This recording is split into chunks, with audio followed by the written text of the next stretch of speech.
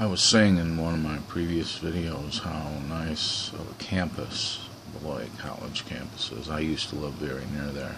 I do not any longer, but I did. And so it's a really nice place, as many people from the town who have visited the Folk and Blues Festival could discover for themselves. Once a year. The festival is only once a year, and it was just this past weekend. I did not make it because I didn't have transportation to the event, but I could have gotten my bicycle out and I could have pedaled over there, and it would have been well worth it because, as I say, Beloit College has some very fine students there who I think are very happy with the kind of education that they receive there. I was indicating that there's something of like a polar opposition maybe between characters that I was mentioning that had gone to the event in 2012, but I want to go back. I want to rewind the film 25 or so years to my relationship that I had with a young lady who was graduating from Beloit College in 1985 was when she graduated, and I dated her, so I spent weekends and quite a bit of time on the campus there. I would come and visit my girlfriend on Friday evening, and I would spend the weekend there at Aldrich Hall. I would sleep in Aldrich Hall on the third floor with my girlfriend over the weekend, and they weren't too strict about anything. They weren't too strict about the RAs were reasonable, and you could get by with something like that back then. Some colleges are more strict than other colleges are about that. But I wanted to bring up this kind of essence of opposition, I guess, that had arisen with my girlfriend back then and another girl on campus. I won't indicate the names at this point. As I reveal more parts of the mystery, I will try to give some names and some information. And what happened in this case was a conflict between two girls, my girlfriend and then the other girl I'm mentioning, who was really pretty nice person herself, I think. But for some reason there was a conflict between these two girls, and they just saw the world in completely different terms. And my girlfriend Maria, who had gone there, had a conflict with this girl because this girl didn't like it because Maria would casually have a relationship. She casually had a sexual relationship with another guy on campus. And so the girl came to judge her for this and decided that she was inappropriate for having this relationship with this guy the year before I started seeing her, because she was a student at Beloit College prior to my seeing her. And so I'm kind of throwing it out there to see if any people at Beloit College say, well, yeah, it seems like I know some girls that had this same kind of conflict.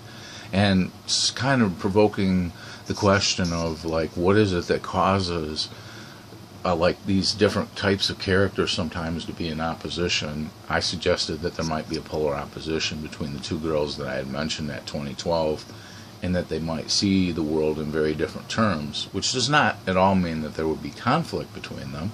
It might just mean that they avoid each other, and that they stick to their own world because they kind of sense, in my novel I dramatize this between the two girls because I sensed that there was this difference in observing them at the dance. And so I wanted to make clear in the novel, I wanted to give a kind of, I was glossing, if you will, the opposition that had occurred between these other girls, but I'm trying to give a more positive reading of it in this case, because I had noticed that those two females that I referred to, now there's two other girls too at that folk and blues concert which struck my eye. Now why did these persons catch my eye?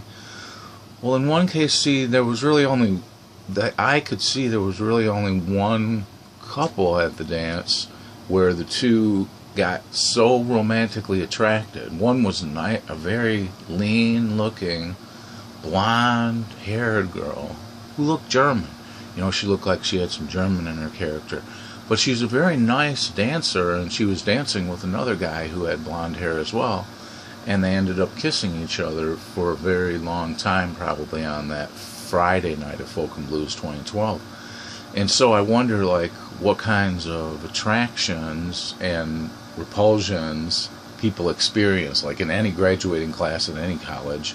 But I'm making thematic Beloit because I had experiences there 25 years ago, and I can compare those to the ones I most recently had there.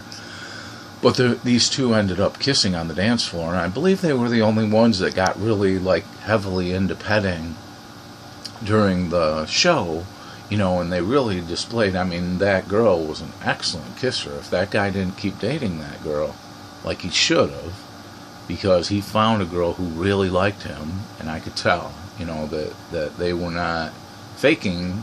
They were kissing each other because they really liked each other, or so I interpreted it. See, somebody else might say, I saw that guy, that blonde guy, kissing that girl, and he was faking it because he wanted you to feel the love impulse toward the other girls, you know, and that's possible. You know, so you're always wondering when you watch and when you observe at parties, and one of the funnest things to do is to observe at parties what people do and how they act. And I love to do that. I love just putting myself in the position of observer and watch them, because I'm a shy person, so I don't often get into direct relationship with the persons or really enter into lengthy conversations with them. Although I had a brief conversation with the Carrot Top, she might recall. And so then there was another girl there who was dancing, and she looked like she was Spanish, and I couldn't tell if I might have even said like Mexican, Spanish, Mexican Indian, because she had nice, very nice dark skin, and it looked really nice because she wore like a white shirt, and then she had a skirt, and the skirt that she had a really nice. It had a really nice line through it that has turquoise in it. So it looked like I was looking at her, and I was looking at that, and I was thinking, now if you selected that to wear to this event, this might be one of her favorite colors, turquoise. You know, it might be the one color that she really likes to wear, but that may not be the case. But it seemed like the case to me, and I noted that it complemented her beauty very nicely, because she had a nice long mane of black hair, and so the contrast of her really dark black hair and her Mexican Indian skin being not so nicely toned, and then a nice white shirt that she had on, if I recall. But this was a dress that she was wearing. See, so that kind of confuses matters. But I think she had a skirt on, and her skirt had a nice turquoise, very nice band of turquoise down the side. So some of the guys can set themselves at work that are part of that 2012, 2013, 2014 class. Anybody who was there on 2012, or anybody knows who's someone who was there, they could say, who is that individual? Because only one girl there wore that kind of outfit, see? So I'm trying to get at, I guess, that females, they like you to notice the colors they wear and the stuff that they wear, because they bring it up when they talk to you. This other girl that I referred to at the beginning of the video, there was this conflict between my girlfriend back then and this other girl, and she got upset about my girlfriend having this casual relation with the other guy. A guy named Josh, actually, whose parents are they're involved with writing. They're intellectuals in New York, and so Josh graduated back in the 80s from Beloit College, and he was a really nice guy, but he had a very nice kind of almost like a model appearance, so he could get a lot of women. You know, he was one of the only Beloit College students back then who was admitted to that college without having a high school diploma, because he dropped out of school as a high school student, but his parents, who were intellectuals, gave him such a good education that he proved to Beloit College that he had writing skills that were more consistent with somebody who already had a degree.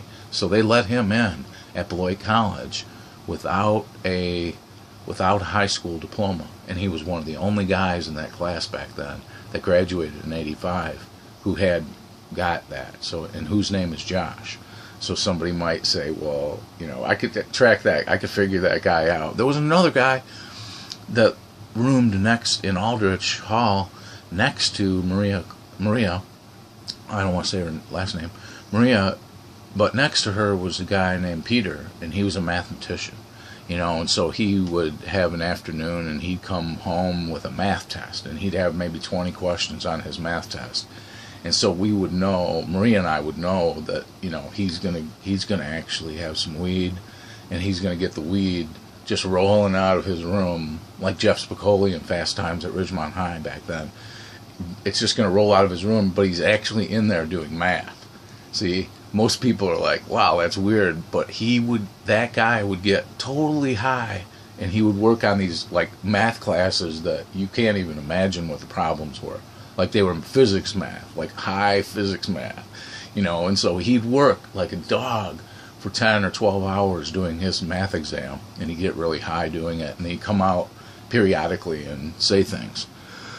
But so Marie's friend, this young lady from Kentucky, her name was Linda, and Linda, Maria told me, and I don't know if it's true, you know, because I saw this girl as kind of being a really nice Southern belle. We'd go to parties, and she'd point her out, and she's like, there's that wicked Linda, you know, and I was like, why are you calling this is a blonde, nice-looking girl from Kentucky.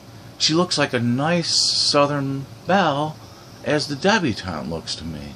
But for some reason, that girl, Maria said, like, put stuff, she ended up like writing Marie's name on these things and then sticking it on her door, making fun of her for being a loose woman back then, you know. And this was totally uncalled for. But I asked myself, was it the place that they were at that drove them into this opposition, or did it come from themselves? Like, was it their own freedom that made them have this feeling towards each other? Or could a lot of girls or guys that go to Beloit College say, yeah, we have that problem, like, you know, like there's some kind of magnetism or force there that actually is separating people in that way that makes them have these kind of passionate conflicts with each other. So it's really a question. I'm not asserting it. I have been told that they have that in those hilly areas there during when the Indians were, that they buried some Indians on the campus there. See, so that hilly area around the World Affairs Center, which you notice the World Affairs Center, you walk down where the World Affairs Center is, and then you see this address that has 69 in it. And I was thinking every time I would walk by that, I'd be like, I bet you they have more sex on this campus, and it's hotter sex because there's a 69 right there, and this is called the World Affairs building. One that I like very much because of the columns. You know, I started thinking of the debutante and Madison, as like columns, you know, like that they are those columns, you know. So I'd walk by on a daily basis and I'd see those columns, and I would think of those two girls as being like those columns just kind of washing over the campus like gargoyles. And I thought that was pretty cool. But I wondered about this, you know, this issue, and so I'm raising it in this video about question about maybe what others have experienced there.